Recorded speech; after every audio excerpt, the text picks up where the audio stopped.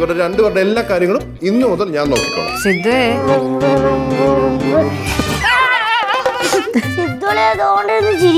വെയിലൊന്നും ഒതുക്കിയിരുന്നെങ്കിലേ ഞങ്ങളെ മാവൻ ചോട്ടി പെറുത് കളിച്ചേനെ.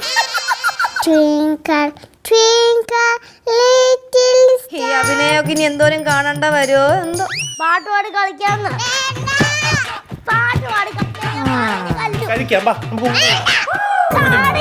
ഭയങ്കര രസമുള്ളൊരു പ്രൊമോയാണ് വന്നിരിക്കുന്നത്. കാരണം സിദ്ധു ഇപ്പോഴാണ് പാറക്കുട്ടിയുടെ കല്ലിന്റെ ഒക്കെ റിയൽ ഫേസ്, കാരണം വന്ന ഉടനെ ഉള്ള ഒരു സംഭവം കിട്ടി കാണില്ലല്ലേ.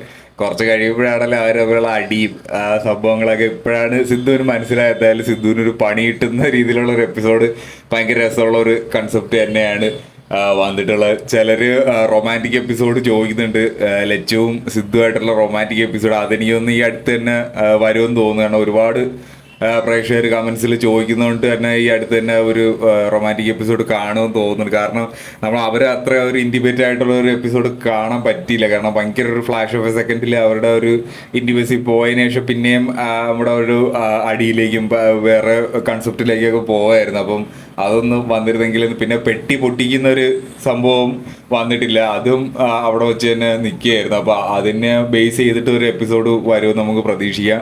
അപ്പോൾ ആ 2 എപ്പിസോഡുകൾ വന്നു കഴിഞ്ഞാൽ സിദ്ധുവിൻ്റെ വരവോടൊരു കളർ